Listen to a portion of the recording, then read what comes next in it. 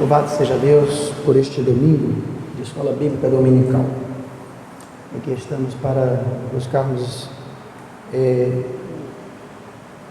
mais de Deus, estudando a sua palavra, buscar a face do Senhor, e assim buscar mais do conhecimento de Deus. E este é o nosso propósito nesta manhã, que Deus nos conduza, nos dirija pelo seu Espírito, pois não temos assim de nós mesmos nada para oferecer, e não é coisa de homens que nós estamos aqui buscando, né? Mas viemos buscar uma palavra de Deus, ou a palavra de Deus, a instrução de Deus para a nossa fé, para as nossas vidas. Hoje nós vamos estar vendo a terceira lição deste primeiro trimestre, do ano de 2021, e o assunto desta manhã é muito importante para nós, de tradição pentecostal. É um assunto que diz respeito ao batismo com o Espírito Santo, portanto a lição de número 3, e nós temos muito a aprender da palavra de Deus acerca deste assunto, já que a nossa fé, ela está fundamentada na Escritura Sagrada. Amém? Louvado seja Deus. Então foi feita aqui uma leitura no livro de Atos dos Apóstolos, um texto bastante conhecido por nós de tradição pentecostal, né? Atos dos Apóstolos, capítulo 2, versos 1 a 13, e chamou-me a atenção aqui desta leitura, o final do último versículo, os dois últimos versos da leitura bíblica feita em classe, diz que enquanto alguns se maravilhavam, estavam perplexos, suspensos e buscando entender aquilo que estava diante dos olhos deles, já que era um fenômeno, outros zombavam, e assim o mundo está dividido em dois grupos, uns que buscam entender e outros que, diante daquilo que veio, zombam, não se despertam para buscar entender, mas são precipitados no julgamento e aí zombam, e entendem mal, interpretam mal aquilo que está diante da própria vista, e diz que estes que zombavam, diziam que aquilo era efeito de bebida fermentada, bebida alcoólica, dizendo que aqueles homens estavam cheios de embriaguez, cheios de mosto. Mas graças a Deus que isso não era generalizado, porque havia um outro grupo que buscava entender o que estava acontecendo. Amém? E aí o texto de Atos dos Apóstolos prossegue, mostrando que o apóstolo Pedro se levantou e explicou para aquelas pessoas o que era que estava acontecendo, que fenômeno era aquele, e aquelas pessoas que buscavam entender aquele fenômeno, elas foram tocadas pela graça de Deus por meio da pregação da palavra, do anúncio do Evangelho, através do apóstolo Pedro, e alcançaram conversão, pois se arrependeram e creram. Então, aqueles que se precipitam e teimam na sua, vamos dizer, opinião, e zombam da fé, vão ficar sem entendê-la, vão ficar na ignorância mesmo.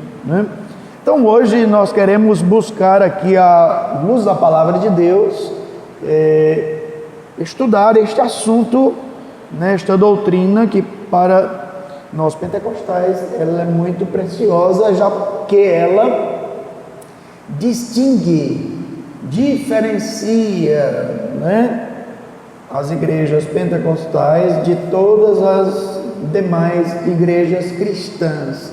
Então, os cristãos pentecostais, eles se diferenciam, se distinguem, né, dos demais, vamos dizer, grupos cristãos, por terem um entendimento, né, vamos dizer assim, singular, que caracteriza o grupo, o movimento, acerca do batismo no Espírito Santo. Amém? Louvado seja Deus. E há coisas muito importantes que nós precisamos compreender, entender acerca deste assunto aqui, para não cairmos em algum equívoco, né, teológico ou mesmo prática, né? Porque um pensamento, né, uma crença, leva a uma prática, né?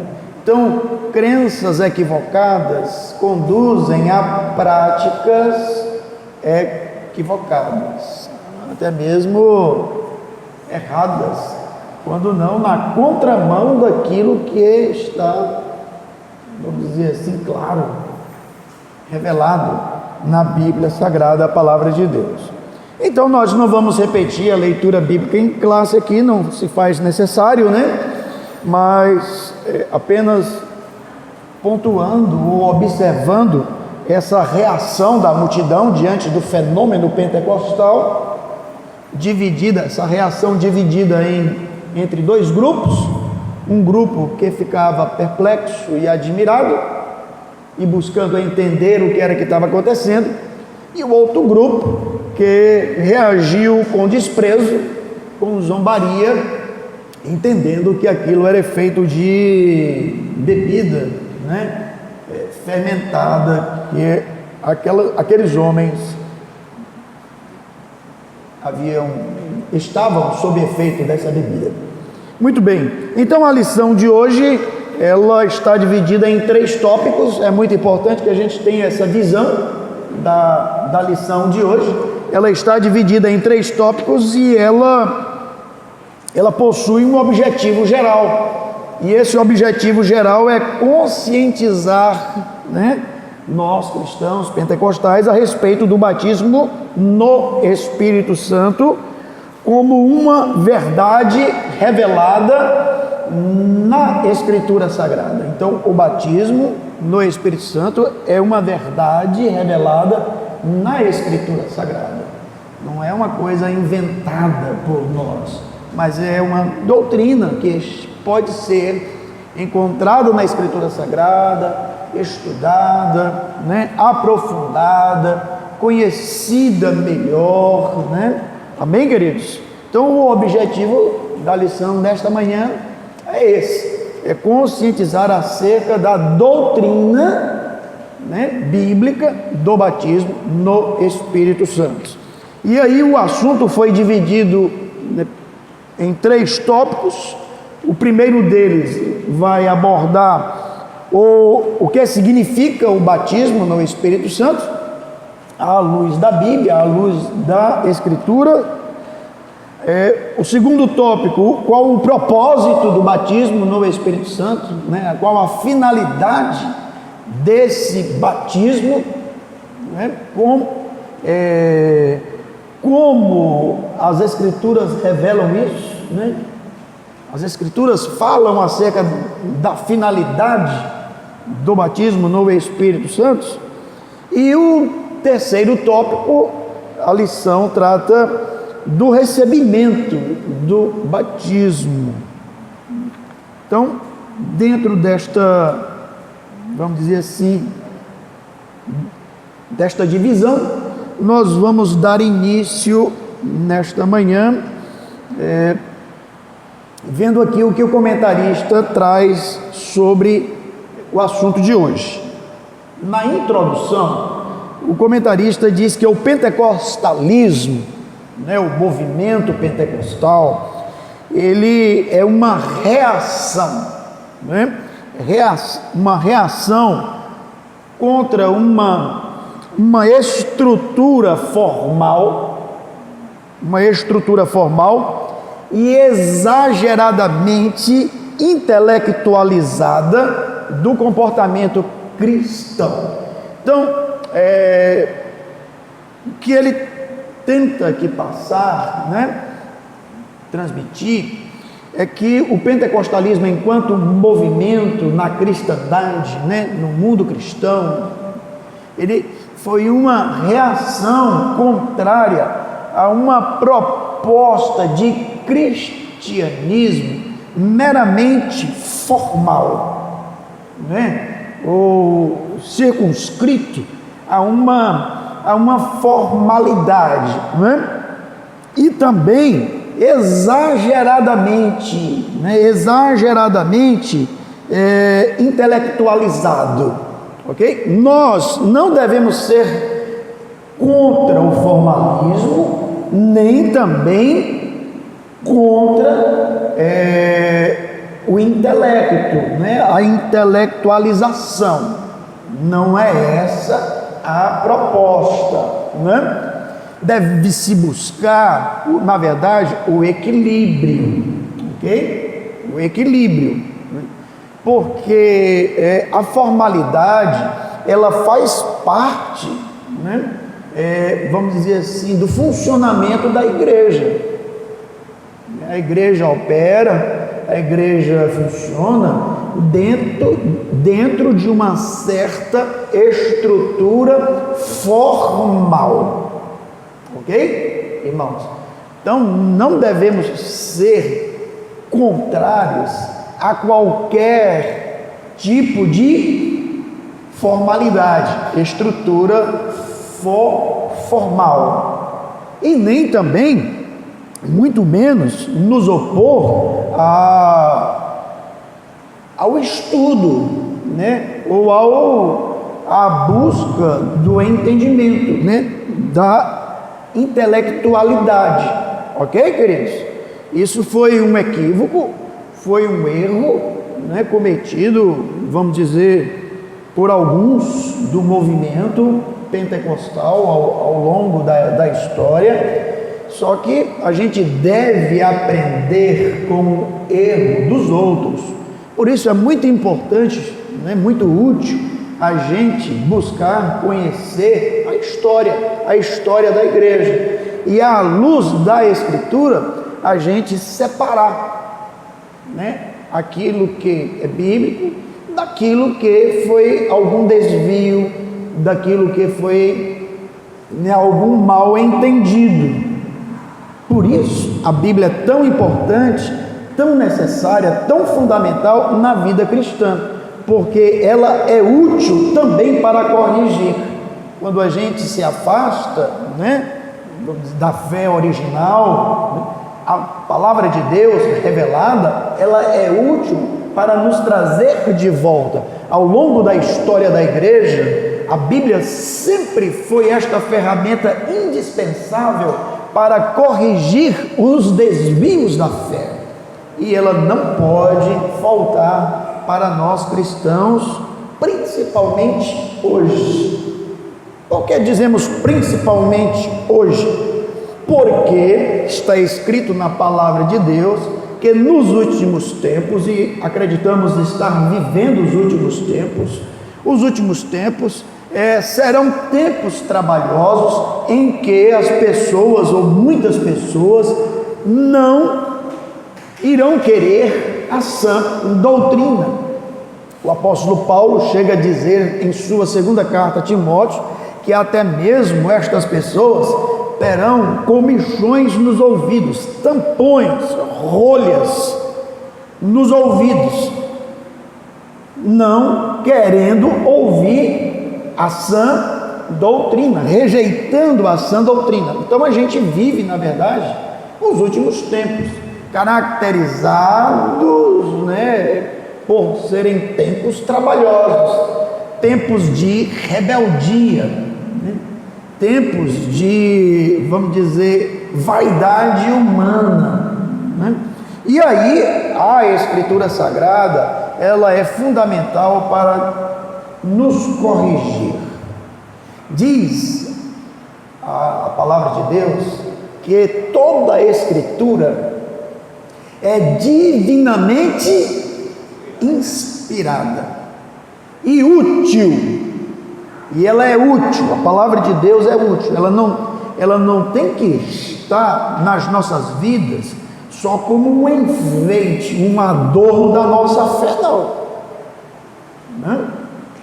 Ela deve ser aplicada às nossas vidas, e ela é útil para quê? O apóstolo Paulo cita, algumas utilidades da palavra de Deus escrita, palavra de Deus revelada. E aí ele cita a instrução, o ensinamento. Como seremos ensinados acerca da fé se ignorarmos a palavra de Deus escrita?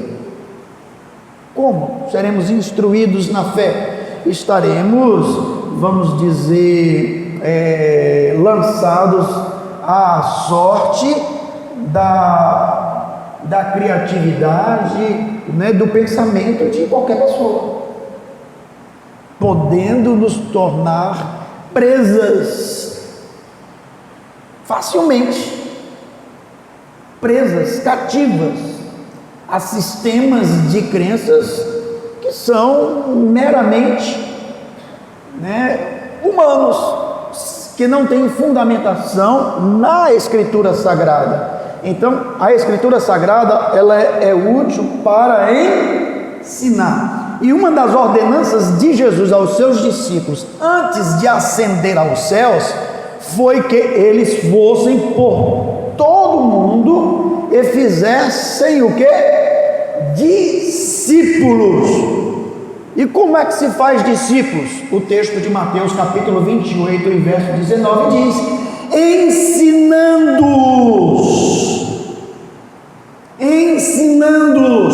Então, que ferramenta é necessária, fundamental e indispensável no ensinamento da fé? A Escritura Sagrada, o texto bíblico. Amém, queridos? Mas o apóstolo Paulo prossegue e diz que esse mesmo texto, que foi inspirado pelo Espírito de Deus, que foi dirigido pelo Espírito de Deus na sua composição, na sua formação, na sua preservação, até chegar a nós hoje, em pleno século 21, esse texto também é útil para redarguir. E o que é isso? É responder a qualquer arguição, a qualquer indagação, a qualquer pergunta acerca da nossa fé. Ora, como é que eu e você iremos responder acerca da nossa fé se não tivermos sido antes instruídos? Então, nesse sentido, o texto escrito, inspirado pelo Espírito de Deus, é útil também para nos ajudar a responder acerca da nossa fé. E prossegue na utilidade do texto sagrado, do texto escrito, inspirado pelo Espírito de Deus, afirmando que esse mesmo texto é útil também para corrigir. Então, ao longo da história da igreja, é só você ler os livros de história da igreja, vamos observar que houve em todas as épocas desvios da fé. E a Escritura foi a ferramenta usada e fundamental, de Deus, para trazer de volta a fé original. Então temos esta referência, o texto bíblico inspirado por Deus para nos preservar na fé original, ou mais próximo dela. Então, uma crença leva sempre a uma prática, porque de uma certa forma o nosso comportamento reflete as nossas crenças, ok, queridos? Então existem algumas práticas que poderão estar, poderão estar na contramão, algumas práticas religiosas no meio da cristandade que podem estar até mesmo na contramão da doutrina, do ensinamento. Como vamos identificar isso? Ora, recorrendo ao texto sagrado, buscando no texto sagrado a fé original, o ensinamento original que encontramos em Cristo e os apóstolos, no Senhor Jesus Cristo, nosso Redentor, e nos seus santos apóstolos. Então, nós observamos aqui que, apesar do pentecostalismo ou do movimento pentecostal ter sido uma reação a uma forma de cristianismo, ou a uma estrutura de cristianismo meramente formal, nós não devemos nos opor a toda e qualquer formalidade. Irmão Edson. Pastor, eu tive o prazer de conhecer, nós fizemos, eu e a Gabriela, uma igreja presbiteriana, lá no Jardim Jatobá. Eu acho que é assim, o movimento pentecostal, quando ele surgiu, foi essa resposta contra essa formalidade. Perfeito. É interessante, eles lá não tem tanta essa formalidade, eles aparentam ser pentecostais, mas de que forma? Eles não assim, eles não são muito a favor dessa manifestação em línguas, dons espirituais no meio da igreja, mas eles se dizem pentecostais. Agora eles interpretam, entendem o seguinte modo: quando aceitam a Cristo, que recebe o Espírito Santo, para eles é o batismo do Espírito Santo. Agora, como é que eles se comportam no culto? Eles dão glória a Deus. Tem uma semelhança com a igreja pentecostal, mas já no tocante à manifestação dos dons, aí eles já recusam. Eles são assim, digamos, não são tradicionais, mas também não são muito envolvidos dentro do pentecostalismo, principalmente na manifestação dos sinais. É interessante a gente estudar hoje o assunto, acerca do batismo no Espírito Santo, porque a gente vai ter, vamos dizer, pela Bíblia Sagrada, a ideia, do que seja o batismo no Espírito Santo, e a gente, vamos dizer assim, se poupar de alguns equívocos. Eu sou mais, Então, à luz do texto sagrado, o que de fato foi, o que de fato é o batismo no Espírito Santo? Ele é para os dias de hoje, ele é para os cristãos do século 21, assim como foi para os cristãos do primeiro século? São perguntas importantes. E aí, o irmão Edson já mencionou um grupo cristão que entende que esse fenômeno não se repete hoje, não é para hoje, foi só para os primeiros dias ou anos na igreja. Essa igreja presbiteriana não tem nada a ver com a igreja presbiteriana tradicional nem independente. Ela é uma igreja independente. Sim, é um grupo que tem um nome, mas não está ligado ao sistema. Ok? Irmão Marcos. Eu acho que eu já fiz essa pergunta semana atrasada, mas em relação ao que o Moisés falou aí, essa dúvida e essa estada em cima do nem lá nem cá, não implica na salvação? Nenhuma implicação acerca da salvação. A gente vai ver hoje, no primeiro tópico, o que é que significa o batismo no Espírito Santo. Ok, queridos? O batismo no Espírito Santo a gente vai já ver aqui, não vamos antecipar, mas está no primeiro tópico, o que é que significa. Tá bem? A gente está só chamando a atenção dos irmãos para a gente não cair naquela atitude de ser contrário a toda e qualquer formalidade. Ok, queridos? Já que o movimento pentecostal foi uma reação contra a estrutura formal no meio da cristandade. ok? As manifestações do Espírito de Deus, e aí eu já me antecipo aqui, certo? Não vamos confundir as manifestações do Espírito Santo na igreja como desordem, ok, queridos? O nosso Deus, a Bíblia revela que é um Deus de ordem e decência.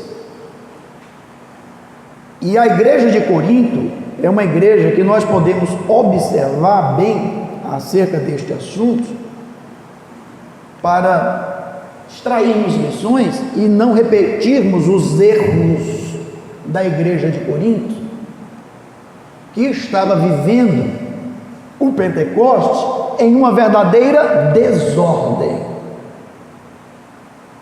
ok? Então, Pentecostes não é sinônimo de desordem, e aqui a gente já, se antecipa, né?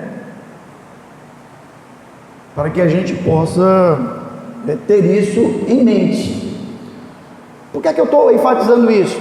Porque o movimento pentecostal foi uma reação à estrutura formal no meio da cristandade. Então, desordem não é sinônimo de Pentecostes. Corinto, a igreja de Corinto, pode ler 1 Coríntios, do capítulo 12 ao capítulo 14, pode ler que a igreja de Corinto estava vivendo um Pentecostes, uma manifestação do Espírito, porém sem ordem, e foi preciso ser instruída para colocar as coisas nos seus devidos lugares. E essas coisas nos devidos lugares pedem uma certa formalidade. O que nós devemos ser contrários é aos exageros, irmãos, aos extremismos, ok, queridos? Devemos buscar uma via de moderação, de equilíbrio, que é o proposto na instrução do apóstolo Paulo à igreja de Corinto. Então, bagunça, desordem não é sinônimo de presença de Deus, muito pelo contrário.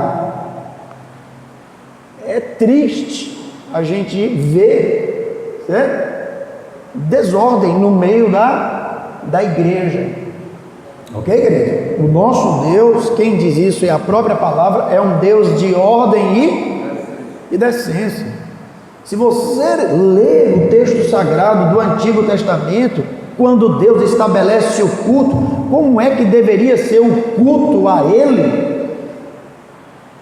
Olha, as instruções, as prescrições são extremamente formais, a ponto de até o fogo do altar e o fogo que acendia, né, o candelabro, né, ou as luzes, as luminárias no interior do tabernáculo, não poder ser um fogo qualquer, devendo ser um fogo do próprio altar, que fora aceso pela manifestação de Deus, ok? E que não deveria se deixar apagar.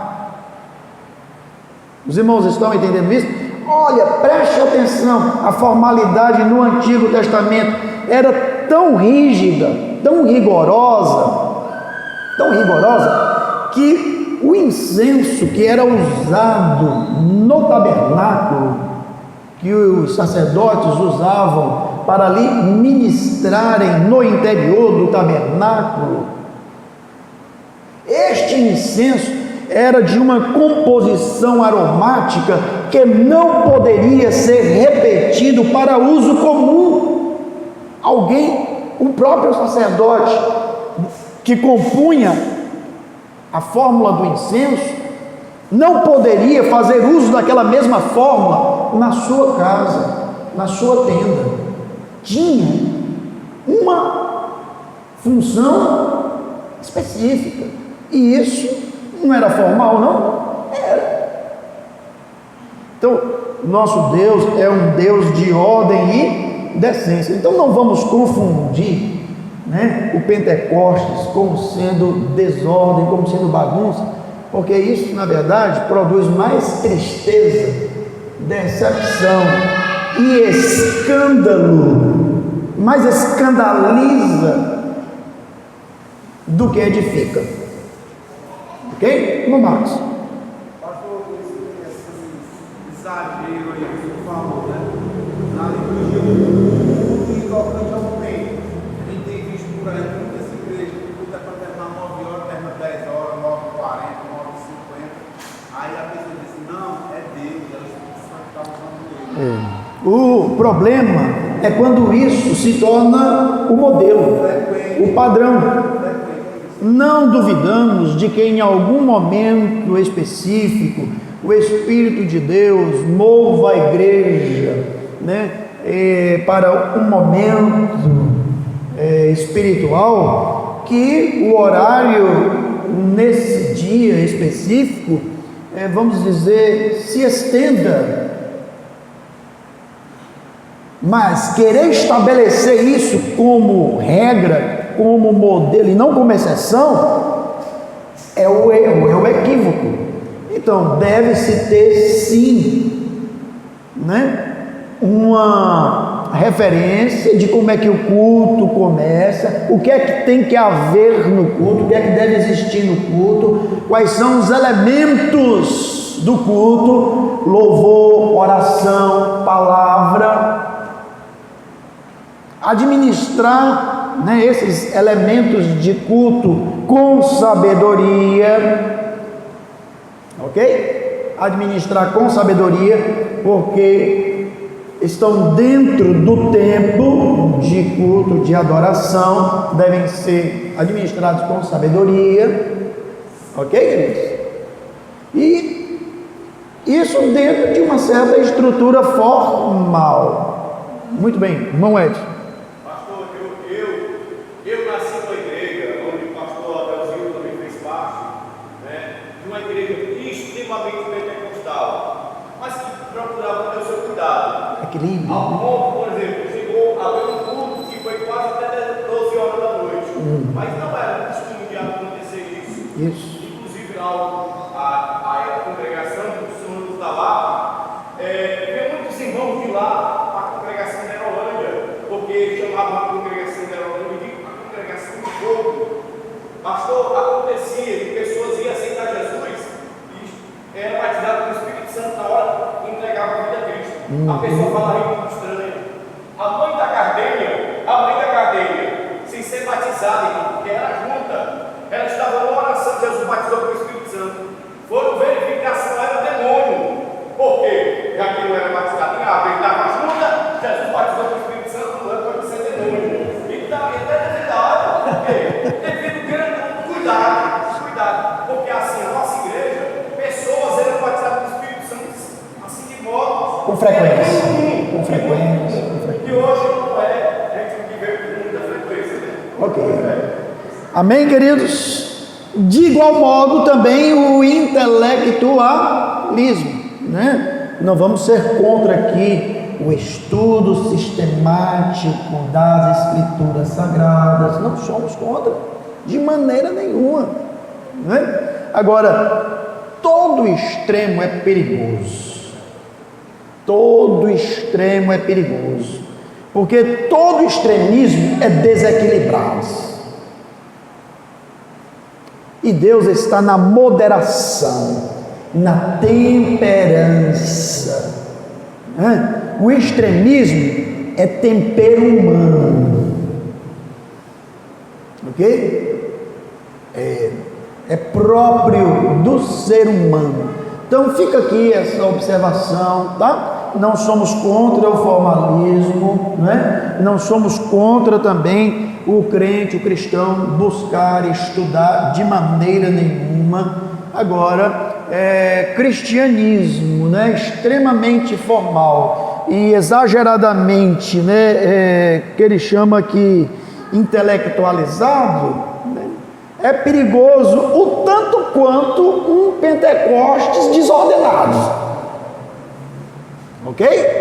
Louvado seja Deus. Então, nosso propósito nesta manhã é estudar este assunto tão precioso para nós, cristãos de teologia pentecostal, né? O primeiro tópico trata do batismo no Espírito Santo, onde temos aqui o fenômeno do Pentecostes, que foi registrado em Atos dos Apóstolos, capítulo 2. Amém, queridos? Fenômeno do Pentecostes, capítulo 2, versos 2 a 4, diz aqui o texto: e de repente veio do céu um som como de um vento veemente e impetuoso, e encheu toda a casa em que estavam assentados. Como era que eles estavam? Assentados. Então, para Jesus batizar no Espírito Santo tem que estar de joelho. Não, tem que estar em pé. Olha, você pode estar até dormindo, se Deus quiser lhe batizar assim. Ok? Então, aqui é o texto, versículo 3: e foram vistas por eles línguas repartidas como que de fogo, as quais pousaram sobre cada um deles. Versículo 4: e todos foram cheios do Espírito Santo e começaram a falar em outras línguas, conforme o Espírito Santo lhes concedia que falassem. Então nós temos aqui 3 sinais da presença plena do Espírito Santo, né? Da presença poderosa do Espírito Santo. 3 sinais do cumprimento da promessa de Deus acerca, né, do seu Espírito que haveria de ser derramado. Que sinais foram esses? Um som como de um vento veemente e impetuoso.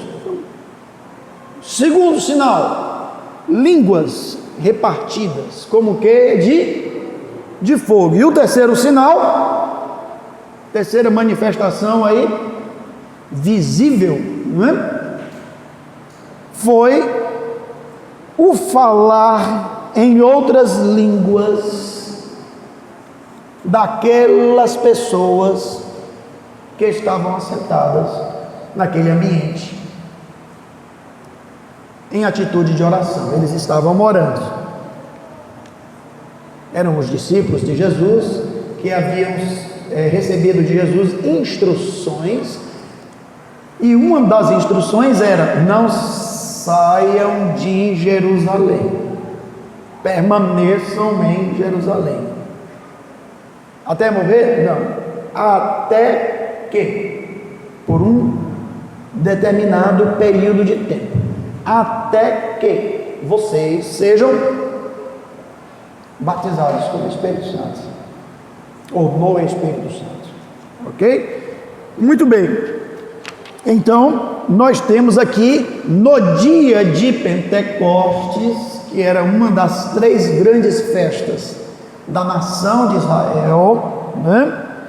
Que era também chamada de festa das primícias, dos primeiros frutos colhidos, né? Da plantação, né? Da semeadura feita. Era a festa que celebrava os primeiros molhos, os primeiros frutos colhidos. Foi este o dia que Deus escolheu para cumprir uma promessa feita ainda no Antigo Testamento. Que promessa era essa? De que o seu Espírito chegaria um tempo em que o seu Espírito seria derramado essa palavra, né, derramar, este verbo derramar, dava a ideia de abundância, de coisa abundante. Ele vai ser derramado. Sobre quem? Sobre todos. Para entendermos isso, precisamos voltar ao Antigo Testamento e identificar a atuação do Espírito Santo. O Espírito de Deus, ele já operava no Antigo Testamento. Ele não opera só agora, a partir da nova aliança, não. Ele já operava na antiga aliança. Ok, meus irmãos? É bem interessante isso. Só que o Espírito de Deus, ele era dado a algumas pessoas que se distinguiam, né, da comunidade do povo de Deus, no ofício, no serviço. Que pessoas eram essas? Identificamos no Antigo Testamento 3 ofícios: os sacerdotes ou o sacerdócio, né? O governo, o rei, né? Aqui o governo civil, né? E o ministério profético ou os profetas. O Espírito de Deus vinha sobre, né, estas pessoas para capacitá-las. Então o Espírito de Deus não era derramado no Antigo Testamento, não fora derramado na antiga aliança, como agora é visto na nova aliança. Há um derramar dele, do Espírito. Ele agora é dado de forma plena. A quem? A todos. E o texto de Atos dos Apóstolos é muito claro. E a profecia de Joel também é muito clara. Sobre todos, aí, servos e livres, sem distinção.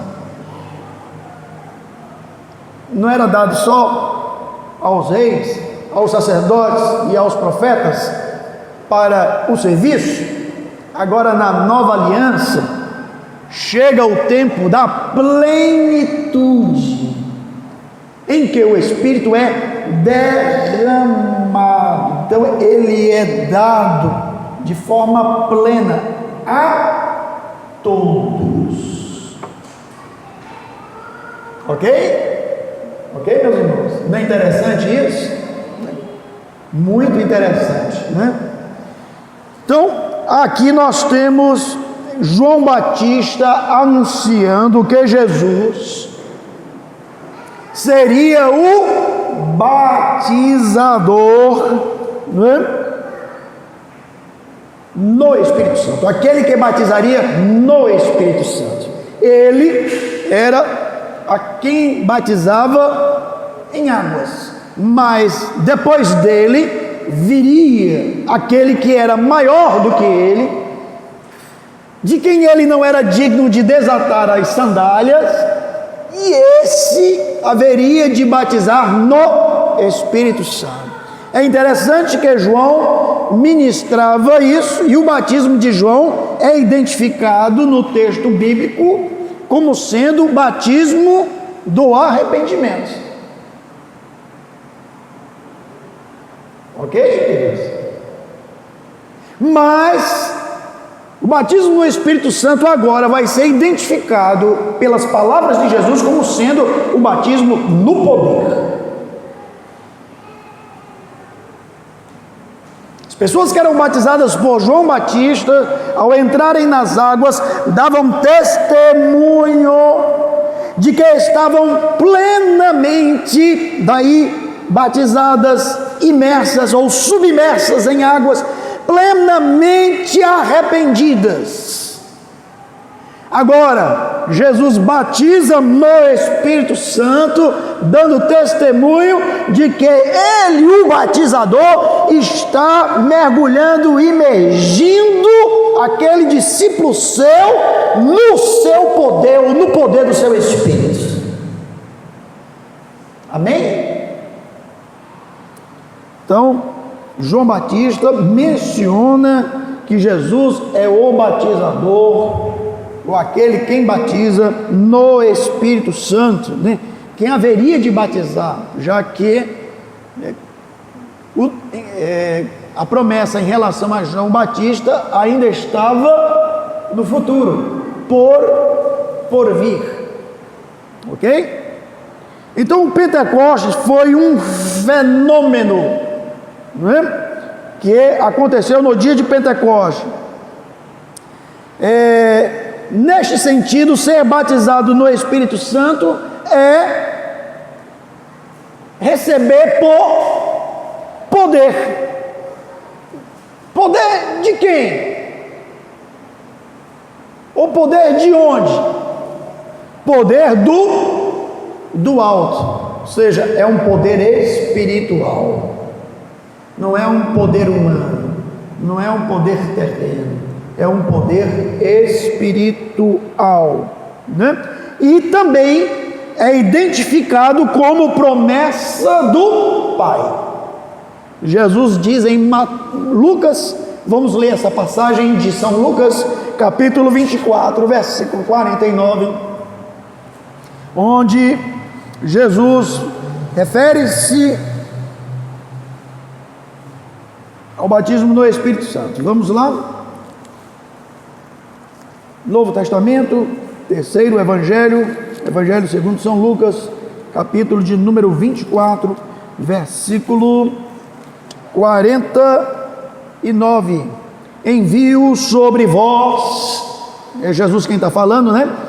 A promessa de meu Pai. Então, o batismo no Espírito Santo é identificado como sendo promessa do Pai. E aí ele prossegue instruindo o que? Mas ficai na cidade de Jerusalém, até que do alto sejais revestidos de poder. Então Jesus identifica o batismo no Espírito Santo como promessa do Pai. E também revestimento de poder. Então o que é o batismo no Espírito Santo? É o cumprimento da promessa do Pai e é revestimento de poder. E aí poder espiritual, não poder humano. Amém, queridos? Não é poder político, não é poder da terra, é poder do alto, do céu, é coisa de Deus, não é coisa da terra. Estamos vendo aqui o assunto batismo no Espírito Santo à luz da Bíblia. Muito bem. Os discípulos, eles deveriam esperar o cumprimento da promessa, né? O dia do cumprimento não estava no controle dos discípulos, a eles competia apenas esperar. De qualquer maneira, em oração. Esperar em oração. No dia de Pentecostes, como era que eles estavam? Em oração. Não é esperar de qualquer maneira, é esperar em oração. Competia aos discípulos obedecer à instrução de Jesus. A primeira coisa era ficar em Jerusalém. A promessa ia se cumprir em Jerusalém. Não adiantava ir para Samaria. Samaria ia ter o seu tempo. Não adiantava ir para Galileia. Tinha dia e hora e lugar marcado. Jesus revelou a eles o lugar. mas não revelou nem o dia e nem a hora, mas disse o lugar onde ia acontecer. É Jerusalém. Então não vão para outro lugar, fiquem em Jerusalém, permaneçam em Jerusalém, na espera. Amém, queridos? Muito, muito bem. Então, não há dúvida de que a descida do Espírito Santo, né, no dia de Pentecostes, é uma referência ao batismo no Espírito Santo. Ok? Chegamos a essa conclusão também pela explicação do apóstolo Pedro aos demais apóstolos. Atos dos Apóstolos, capítulo 11, versículos 15 e 16. Ok? Que o cumprimento da promessa do Pai, o batismo no Espírito Santo, foi o cumprimento da promessa do Pai. Isso reforça a ideia de que cheios do Espírito Santo, no presente contexto, se refere a ser batizado no Espírito Santo. Aquele que é batizado no Espírito Santo, ele tem uma experiência com o enchimento do Espírito. É um enchimento. É identificado como um enchimento. Mas ser batizado no Espírito Santo é sim ser cheio do Espírito Santo. Mas nem toda pessoa que é cheia do Espírito é necessariamente batizada no Espírito Santo. A gente encontra Lucas dizendo que João Batista era cheio do Espírito Santo desde o ventre de sua mãe. E o batismo no Espírito Santo veio um tempo depois de João Batista. Então é possível que alguém seja cheio do Espírito Santo sem que necessariamente seja batizado no Espírito Santo. É o que nós deduzimos. Tem uma coisa que é muito importante, o batismo de falar em línguas. Isso edifica a pessoa mesmo, né? É verdade. Por isso que é uma grande diferença você ser cheio do Espírito, você falar em línguas. E ser batizado no Espírito. Batizado, né? Porque você está edificando a sua vida de Deus, né? É verdade. Então, Você confunde ali, né? os irmãos estão entendendo? A experiência do batismo no Espírito Santo é, sim, uma experiência de enchimento. Mas nem todo enchimento, né, é a experiência do batismo. Né, irmão Paulinho?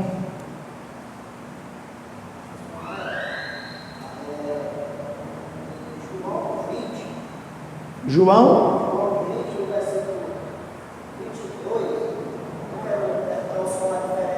Pronto.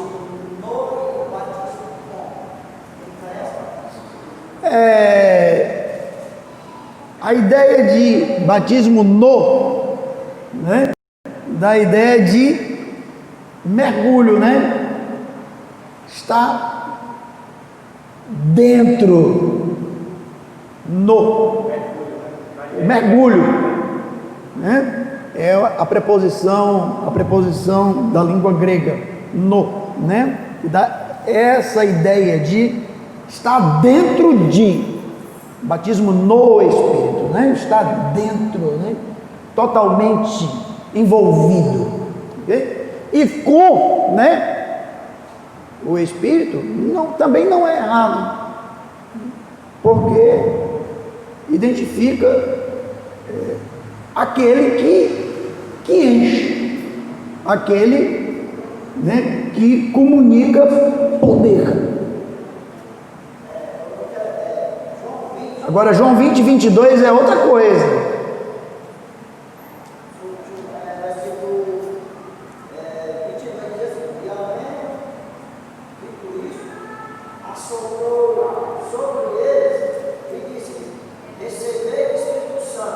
Muito bem. Muito bem, essa passagem do Evangelho de João, capítulo 20, versículo 22, que o nosso irmão Paulinho está aí trazendo à escola bíblica, é um texto bem interessante, porque mostra Jesus depois da ressurreição, portanto, antes do Pentecostes, soprando sobre os discípulos e dando a eles o Espírito. Recebei o Espírito. Então, irmão Paulinho, como é que a gente entende, né, esse texto de João 20 e 22?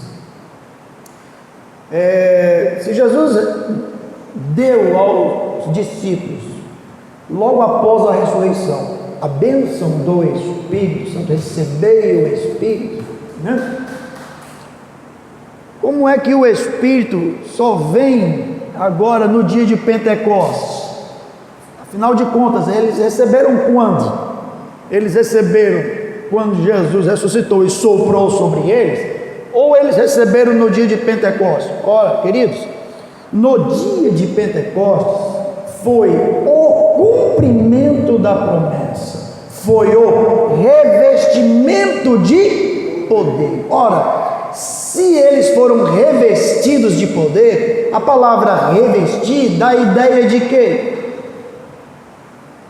De reforço. Revestir, a pessoa está vestida e recebe um revestimento. Então, são experiências distintas. A experiência dos discípulos em receber o Espírito com o sopro de Jesus depois da ressurreição foi uma experiência diferente do dia de Pentecostes. Há uma diferença. O tópico 1.2 vai falar dessas bênçãos distintas. Ok? Meus irmãos, quando Jesus sopra sobre os discípulos, eles não estavam recebendo o revestimento de poder, a promessa do Pai. Isso daí, essa experiência só viria tempos ou dias, alguns dias depois. Mas naquele momento em que Jesus ressuscita, aparece a eles, sopra sobre eles e diz: recebei o Espírito. Eles tiveram uma experiência com o Espírito de Deus, distinta da que eles viveram no dia de Pentecostes.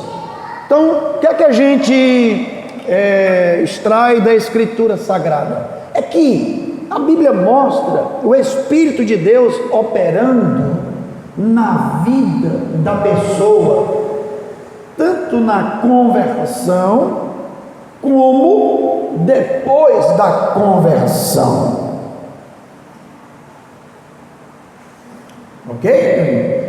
Nós podemos distinguir a atuação do Espírito Santo, ou distinguir essas duas bênçãos, ou essas duas experiências distintas, que é a experiência da regeneração e a experiência do revestimento de poder. Toda pessoa que crê e se arrepende, crê no Evangelho e se arrepende dos seus pecados e experimenta uma conversão, ela na verdade foi influenciada pela pessoa, pela agência do Espírito Santo, que é o agente regenerador, que é o agente do novo nascimento. Quando Jesus fala do novo nascimento a Nicodemos, ele diz que o Espírito é quem promove esse novo nascimento. Então nós temos no cristianismo duas experiências, portanto, distintas: a experiência da regeneração, do novo nascimento, que é produzida pelo agente divino, o Espírito Santo de Deus. Essa experiência é comum a todo cristão, todos aqueles que se arrependem e creem, recebem o Espírito Santo, assim como os discípulos receberam o Espírito Santo. Ok, irmãos? Você sabe quando se deu a conversão dos discípulos? Quando foi que se deu a conversão dos discípulos? Quando foi que os discípulos se converteram? Quando os discípulos tiveram uma experiência de conversão. A experiência de conversão deles foi exatamente depois da ressurreição. Antes da ressurreição, eles deram muito trabalho a Jesus. Jesus ensinava e eles se esqueciam, eles facilmente se afastavam. Eles questionavam. Tomé era incrédulo, mas depois da ressurreição, o que é que Tomé disse? Senhor meu e Deus meu. Tomé só se entregou depois da ressurreição. Então, os discípulos experimentaram a regeneração somente depois da ressurreição. Eles foram privilegiados, foram os primeiros privilegiados a receber o discípulo. Com certeza, né? Com certeza. Naquele momento em que Jesus sopra sobre eles e diz: recebei o Espírito, eles estavam ali recebendo, era regeneração, era novo nascimento, era conversão. Eles estavam se convertendo ali. Até porque então eles queriam a implantação do reino, né? Que Jesus implantasse o reino. Sim, pastor Ivan, vamos.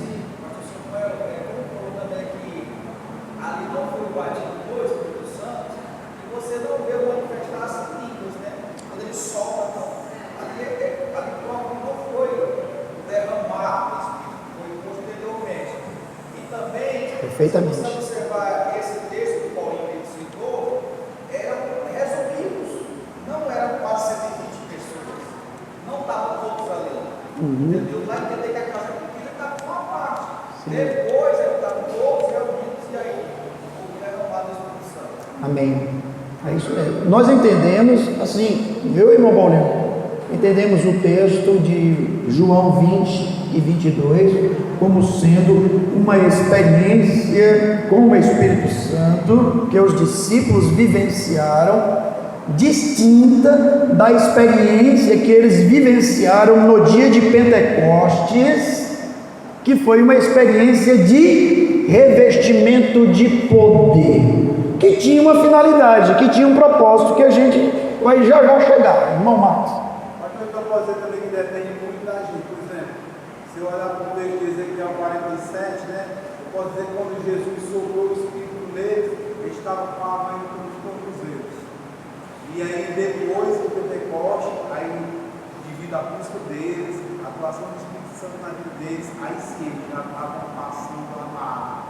Eles, na verdade, devido ao propósito de Deus, porque o batismo foi dado no tempo de Deus, não dependeu deles, né? O cumprimento da promessa, né?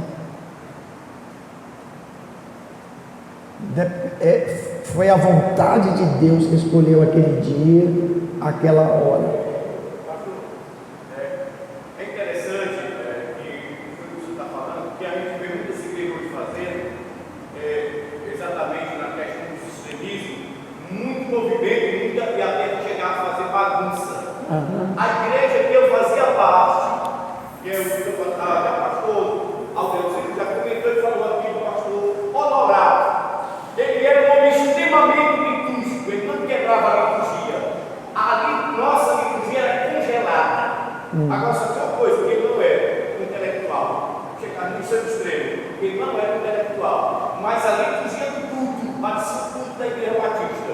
A manifestação que a gente recebia na igreja era ele falar em línguas e alguns irmãos da glória a Deus. A igreja era diferente da igreja, mas a igreja era liturgicamente assim, era obedecer liturgicamente o culto, não mudava nada. Aí a gente vê hoje, tem muito movimento, muita bagunça, só que ninguém não vê o operar de Deus. E isso não impede o operar de Deus, porque lá pessoas eram batizadas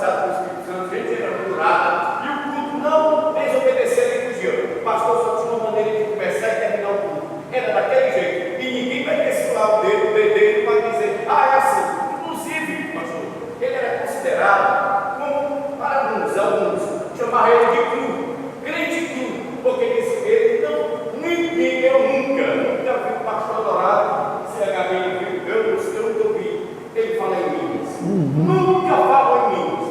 Agora, tinha uma coisa, era um homem de extrema oração. Se o senhor, rapaz, pastor, se o senhor chegasse a qualquer hora, o senhor encontrava ele de joelho, orando e lendo a Bíblia. É igual ao seu pai, semelhante ao seu pai. Pois é, e agora tem uma coisa, ele não era, assim, ele não era de estar se manifestando em língua, não era estar dando, gritando, mas era um homem de extrema oração. E outra coisa, a igreja era pentecostal, não era zoadenta, não. Não depende do homem. Pois é, Né? exatamente. Não depende do homem, não está na vontade do homem. O dia de Pentecostes mostra isso. Não estava na vontade dos discípulos o dia e a hora. Agora, o que precisava deles era a obediência, o permanecer em Jerusalém e em atitude de espera e oração. Mas aquele fenômeno foi determinado, né? O dia e a hora determinado por Deus. Amém?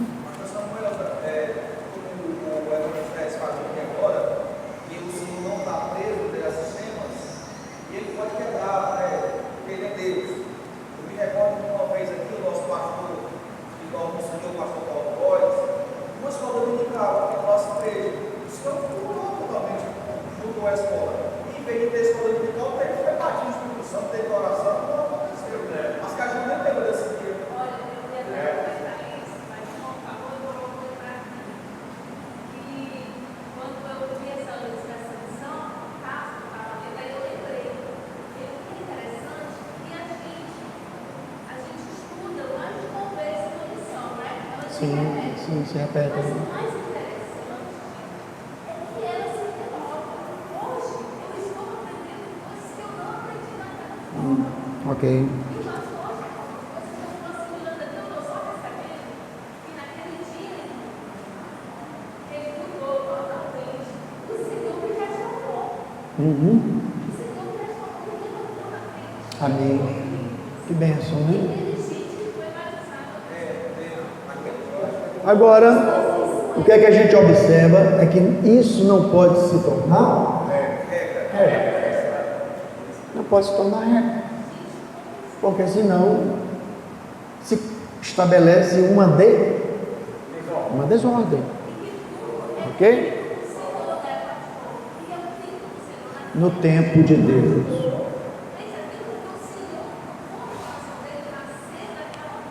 Amém.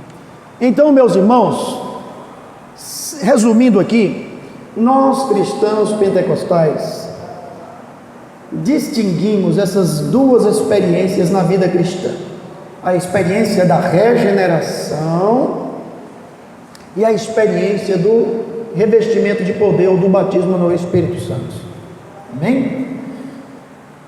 Respeitamos a opinião de outros grupos cristãos que não são de linha pentecostal e que identificam uma só experiência, não fazem essa distinção.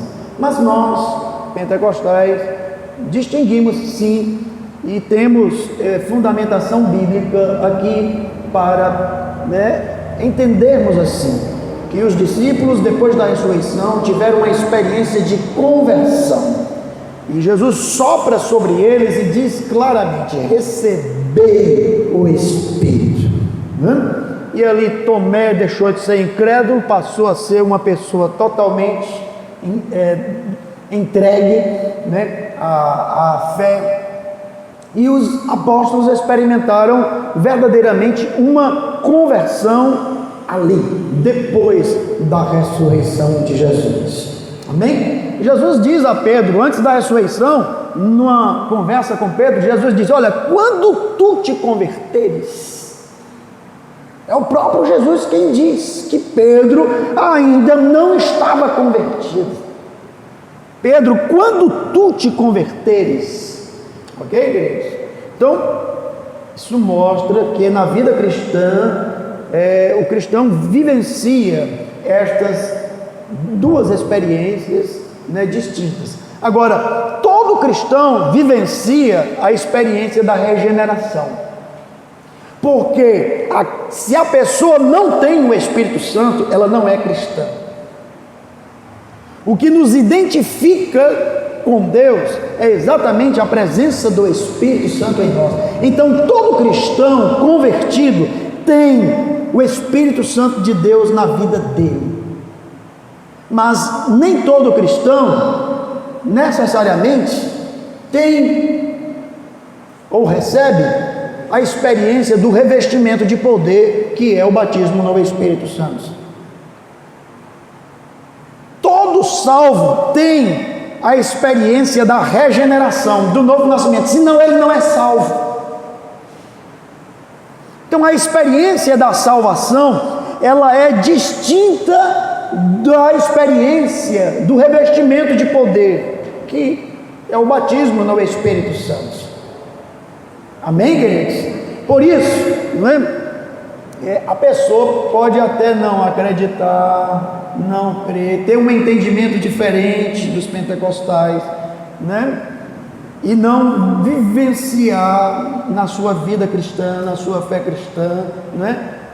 Os dons do Espírito Santo, e não deixa de ser um crente, um servo de Deus, um salvo, alguém regenerado, nascido de novo.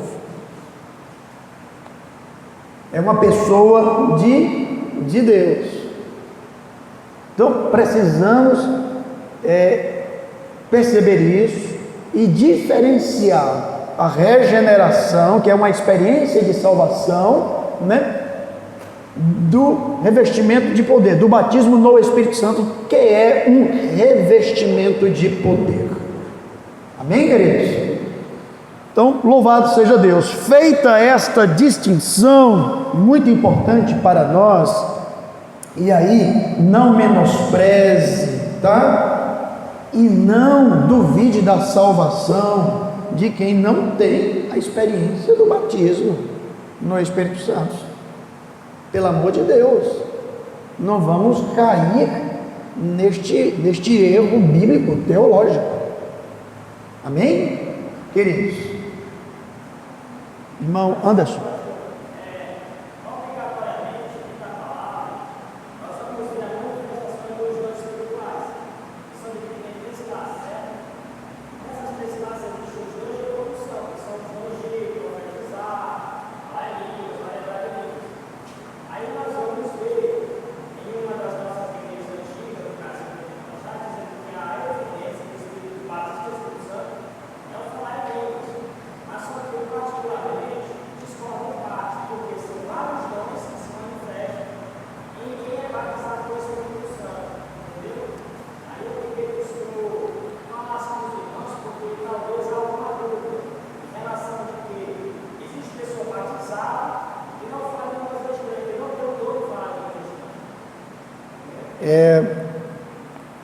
O irmão está tocando num assunto assim bem complexo, né? Acerca da evidência do batismo no Espírito Santo, né? O que evidencia, o que né, que comprova que a pessoa foi batizada no Espírito Santo. Bem, a gente, ao ler os textos de Atos dos Apóstolos, né, a gente percebe que em todos os momentos em que as pessoas ou os cristãos tiveram a experiência no batismo com o Espírito Santo, algum sinal foi manifestado que evidenciou isso, né? A gente deduz que este sinal comum era o falar em línguas. Isto foi no dia de Pentecostes, isto foi na casa de Cornélio, em Atos dos Apóstolos, capítulo 10, né?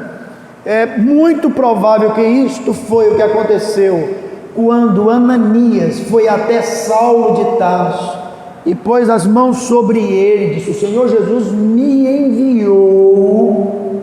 O que é que Ananias diz a Saulo? O Senhor Jesus me enviou para que os teus olhos fossem abertos e tu fosses cheios do Espírito Santo. O texto diz que quando Ananias pôs as mãos sobre Saulo, orou sobre ele, seus olhos se abriram, caíram como que dos seus olhos umas escamas, e ele se levantou. Parece que ele estava deitado, convalescendo, né? E ele se levantou, e diz o texto de Atos que ele foi cheio do Espírito Santo. É muito provável que o sinal tenha sido falar em línguas. Também na igreja de Éfeso, onde Paulo só encontra pessoas que tinham recebido o Espírito Santo. Atos dos Apóstolos, capítulo 19, de igual modo, o apóstolo Paulo, quando chegou em Éfeso para começar, né, um tempo de trabalho ali naquela cidade, trabalho missionário, ele pôde identificar um grupo de crentes que ele percebeu que ainda não tinham recebido o Espírito Santo. E aí, recebido em que sentido? No sentido de revestimento de poder, no sentido de plenitude de poder. Reconhecer como irmãos que têm o Espírito Santo. Chama de irmãos, dirige-se a eles como pessoas da comunidade. Só pergunta: vocês já receberam o Espírito Santo quando vocês creram? E aí, a resposta deles mostra que é importante, é necessária a doutrina acerca do Espírito Santo, porque eles dizem: nós sequer ouvimos falar que haja Espírito Santo. Sequer havia uma carência. E aí tudo indica que Paulo deve ter exposto a eles acerca do Espírito Santo, acerca da promessa do Pai, das palavras de Jesus, revestimento de poder, ora sobre eles impondo as mãos, e eles são cheios do Espírito Santo. Tudo indica que esta experiência, ou este sinal característico deste enchimento, né, ou deste batismo no Espírito Santo, tenha sido o falar em outras línguas. Versículo 19, e pondo-lhes Paulo as mãos, veio sobre eles o Espírito Santo, e falava em línguas e profetizava. Pronto. 19:6. As duas coisas, falavam e profetizavam. Então, algum sinal sobrenatural da ação do Espírito Santo tem que acontecer, que evidencia isso. Em Éfeso, falar em línguas e o profetizar. Sinais da manifestação da plenitude do Espírito. Sem um sinal, fica difícil da gente dizer que houve realmente a experiência do revestimento de poder. Mas você não está com experiência própria, Pai do Espírito Santo, fala de mim. Eu acho também que é impossível você estar calado. Quando você é cheio mesmo, transborda, não tem como correr. Oh, meus irmãos. E sai mesmo, ao piscar e olhar da pedra. Meu Deus, olha, o horário não ajuda, né? Misericórdia. Mas é um assunto bem interessante. Mas, os irmãos, é muito importante isso, a gente distinguir essas duas experiências, né, da fé cristã, que é a regeneração e o revestimento de poder, ou o batismo no Espírito Santo. Amém, queridos? Importante isso. Não ter para com quem não tem a experiência do revestimento de poder nenhum sentimento de separação, né? De rejeição. Deus nos guarde. Muito pelo contrário, devemos tanto receber, como também aqueles que não têm a experiência não devem também rejeitar quem tem, porque senão a igreja de Cristo vai estar dividida, né? E a igreja de Cristo é um corpo vivendo a unidade da fé e a unidade do Espírito. Amém? Louvado seja Deus. E nesta experiência de revestimento de poder, de batismo do Espírito Santo, meu irmão, tem que ter algum sinal sobrenatural. Pelo menos é o que a gente deduz claramente da leitura do texto sagrado em todas as ocasiões em que o Espírito foi dado em plenitude. Amém, queridos? E o sinal mais comum, o falar em línguas, que nós encontramos como evidência. Daí, né, haver esse pensamento de que a evidência do batismo no Espírito Santo seja o falar em outras línguas, né? Ok, queridos? Olha, queridos, lamentavelmente o tempo, né, avança aí, a gente vamos ter que já parar aqui, mas o assunto é bem interessante. Mas, recentemente, ontem mesmo, eu ouvi um pastor da Assembleia de Deus, o pastor Silas Daniel, né, que publicou recentemente um livro acerca do batismo no Espírito Santo. É um livro de 400 páginas. É um livro que nós indicamos para os irmãos. Nós estamos aqui fazendo propaganda aqui, pelo amor de Deus, né? Não é venda, mas aquele que se interessar no assunto, é um pastor sério, comprometido com o estudo da palavra, comprometido com a teologia pentecostal.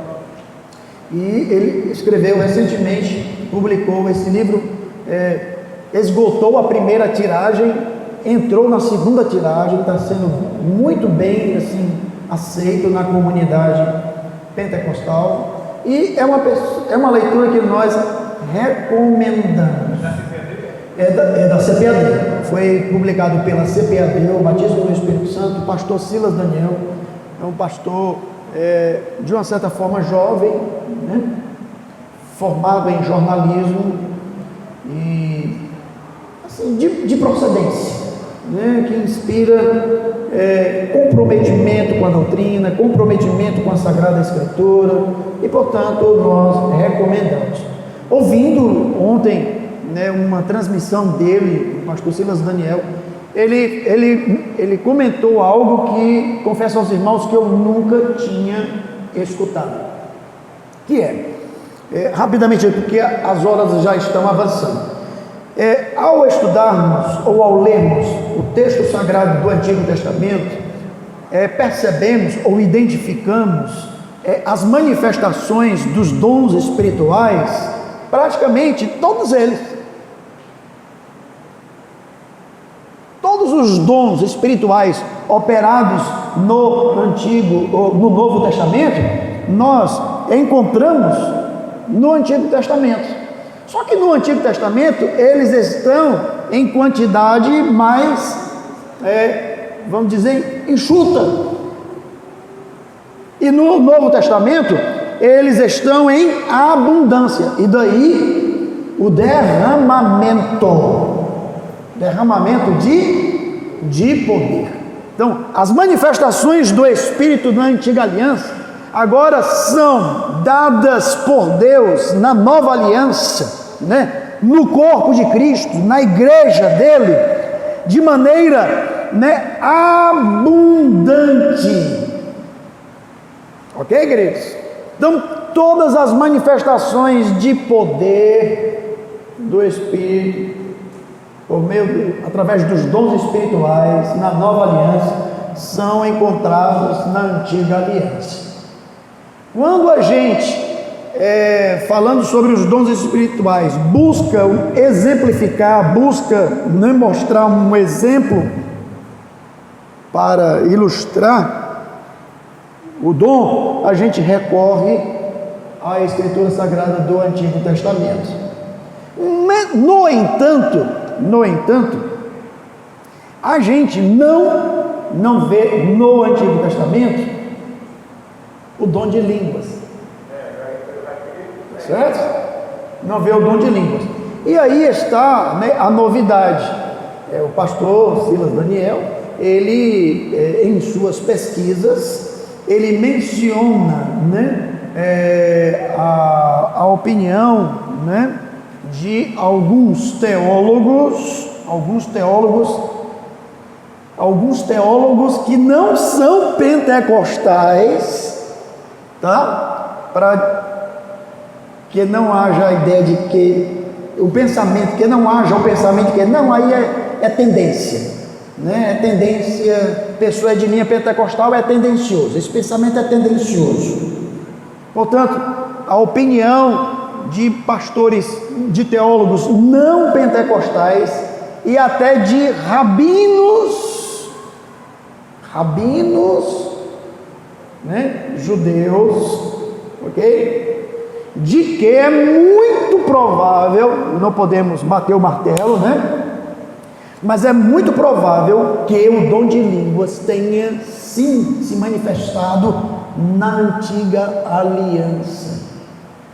Para isso, eles recorrem a uma palavra hebraica, né, encontrada na Escritura Sagrada, em algumas ocasiões em que o Espírito de Deus se manifestou, como na Assembleia, né, lá no deserto, quando Deus disse que ia repartir da porção do seu Espírito que estava sobre Moisés, sobre outros homens, 70 anciãos. Os irmãos estão lembrados desse episódio? Está lá no livro de Números, né? Moisés estava cansado, né? Porque ele atendia as demandas do povo e passava o dia atendendo as demandas do povo. E aí chega um momento que o seu sogro lhe dá um conselho, né? Deus ratifica o conselho de Jetro e tira do seu espírito sobre Moisés e reparte sobre, né, 70 anciãos. E quando isso acontece, o texto diz que eles profetizaram. E aí a palavra profetizar, é isso que o pastor menciona na sua, né, transmissão, né? A palavra profetizar, né, dar a ideia de borbulhar de palavras. É uma efervescência de palavras.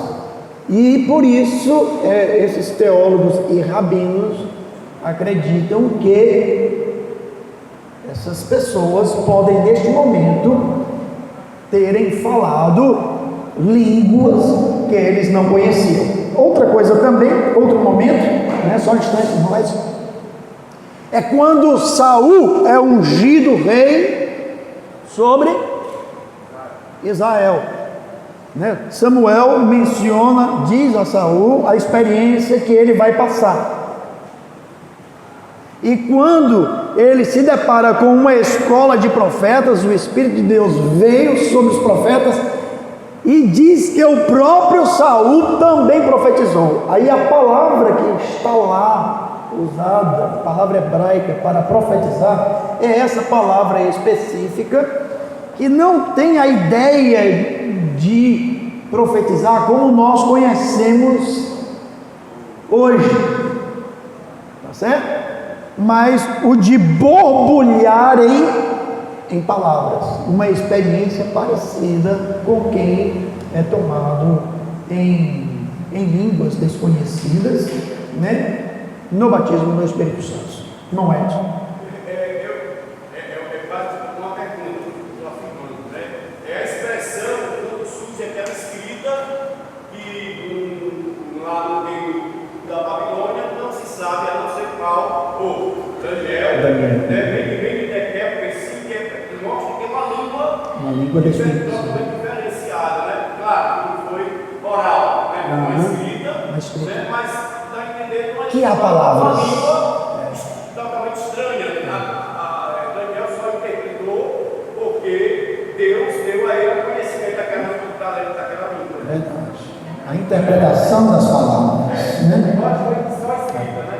A interpretação, a tradução dela. Mas ele fala nessa expressão. Não, ele fala de algumas experiências, né? O livro é extenso, né? 400 páginas, e aí ele se aprofunda bem nesse assunto, né? Então, assim, olha, nós não estamos afirmando, nem ele próprio afirma, tá? Mas isso é provável, né? É uma possibilidade, tá certo? Provável que o Espírito de Deus tenha também operado com o dom de línguas na antiga aliança. E na nova aliança, isso é encontrado como todos os outros dons que operaram na antiga aliança, de maneira plena, de maneira abundante, né? Comunicada na palavra derramamento, e sobre todos. Amém, queridos? Irmão Anderson, você pediu participação?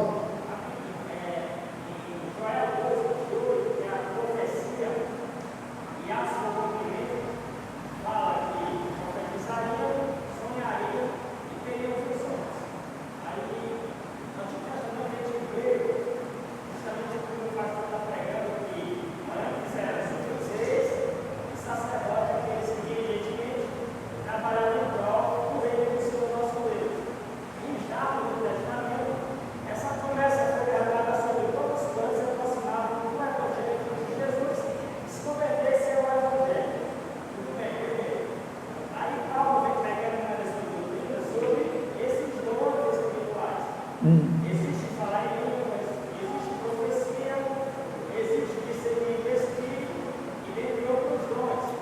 A minha questão é, por exemplo, na Assembleia de Deus, onde eu peguei 10 anos, lá, um diácono não é consagrado se não for batizado pelo Espírito Santo. Por exemplo, aí vamos lá, existe a doutrina de que a evidência do falar em línguas tem que acontecer, mas só que existe obreiros que eu conheci não tinha evidência de falar em línguas estranhas. Sim. Mas, por exemplo, profetizaram, por exemplo, tinha visões e tinha revelações, mas não tinha a evidência de falar em línguas estranhas. Aí se tinha uma questão, o línguas estranhas é a única evidência, pode ter outras, Olha, eu responderia dizendo, nunca, em nenhum texto do Novo Testamento, o batismo no Espírito Santo é pré-requisito para a consagração ministerial. Pode ler as cartas de Paulo a Timóteo, a Tito, as recomendações para o ministério. Quais são as recomendações para o ministério? E não está prescrito ali a experiência no batismo no Espírito Santo. Então eu diria o seguinte: cada casa tem as suas regras, os seus costumes, e eu não vou falar da casa alheia.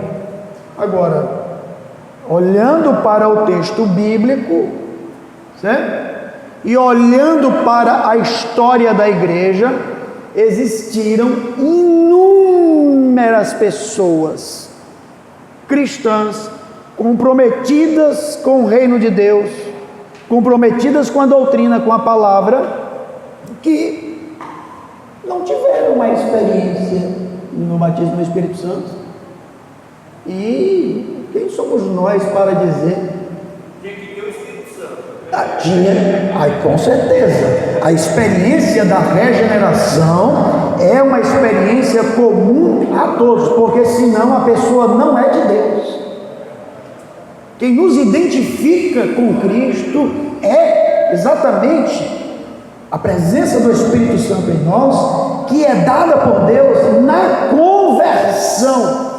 Irmãos, é porque as horas avançam e o tema é bastante extenso, profundo, né? Mas a escola não vai acabar por aqui. A gente espera que no próximo domingo a gente, vá ter mais, vamos dizer assim, condições de ir aprofundando, assuntos outros vão surgindo, mas a gente tinha muito a falar aqui para os irmãos hoje acerca do batismo no Espírito Santo, mas queremos já finalizar aqui, encerrar a nossa escola bíblica dominical e pedir que você não perca as outras aulas, que teremos com a graça de Deus, com a permissão do nosso Deus, né? Mas nós percebemos aqui na Escritura Sagrada dons ministeriais e dons do Espírito Santo. E os dons ministeriais para o ofício na igreja, pastor, bispo, ok? Não são os dons do Espírito que Paulo menciona em 1 Coríntios capítulo 12. Então a gente faz uma distinção também entre dons ministeriais e dons do Espírito Santo, dados por Deus à igreja para a sua edificação. Qual foi o propósito? E aí não poderíamos terminar a aula de hoje sem falar isso, nem 5 minutinhos. Qual a finalidade do batismo no Espírito Santo? Qual a finalidade? E aí, deixa eu fazer uma pergunta. Foi a experiência em si? Qual foi a finalidade do batismo no Espírito Santo? Foi para os cristãos implodirem ou explodirem? Receberem para si ou para expandir?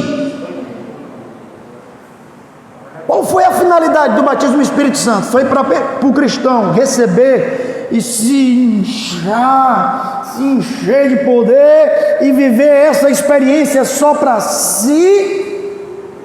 E aí a gente identifica que a experiência, né, ou a dádiva, o derramamento foi dado com uma finalidade de expansão do reino dos céus. Foi para capacitar os discípulos na proclamação do Evangelho. O mundo está posto no maligno e é muito hostil à verdade. Os cristãos precisavam estar revestidos do poder do Espírito para se lançarem na missão da proclamação do Evangelho e, portanto, da expansão do reino de Deus. O derramamento ou o batismo no Espírito Santo foi dado com esta finalidade. É tanto que é demonstrado na vida de Pedro, que era, assim, se todo covarde, foi o primeiro a se manifestar com autoridade. Pedro antes da experiência do revestimento de poder e o apóstolo Pedro depois desta experiência. Ok, queridos? Olha que coisa, né? Importante nós aqui considerarmos para orientar o nosso entendimento, a nossa compreensão acerca da doutrina do batismo no Espírito Santo. Quando Jesus mencionou o batismo no Espírito Santo, o revestimento de poder, o contexto em que Jesus dá esta promessa é um contexto de ordenança de expansão. E sereis o resultado desse revestimento, as consequências deste revestimento, ficai em Jerusalém até que tu voltes sejais revestidos de poder e ser-me-eis minhas testemunhas. Então foi para testemunho de Cristo, ou da proclamação do Evangelho de Cristo, que o revestimento de poder foi dado. A finalidade foi essa. Ela está relacionada ao crescimento do reino, à expansão do reino. Agora, esta experiência, como o pastor Davi aqui mencionou, ela traz particularmente para cada cristão, certo? Uma edificação. E aí o apóstolo Paulo vai falar dessa edificação particular, pessoal, que o falar em línguas proporciona àqueles que assim oram ou falam.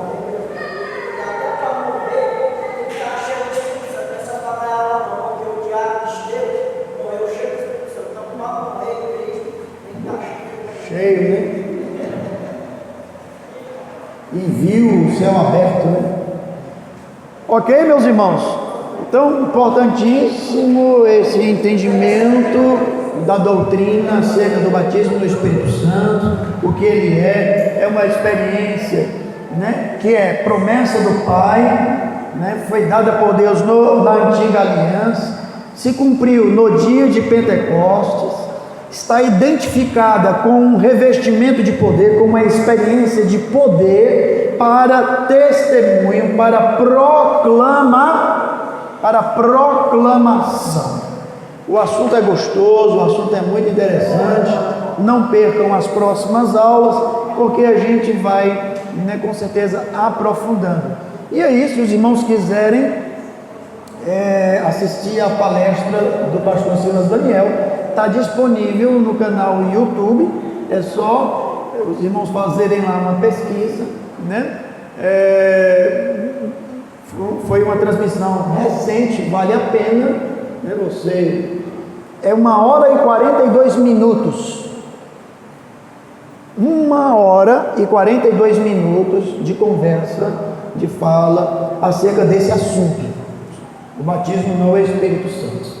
Então, os irmãos escutem aqui, escutem também pessoas comprometidas com a Bíblia, com a palavra de Deus, e aí vão amadurecendo, vamos ser pessoas, vamos dizer, maduras, equilibradas, né? Que escuta, que reflete, né? E que guarda no coração aquilo que é de Deus.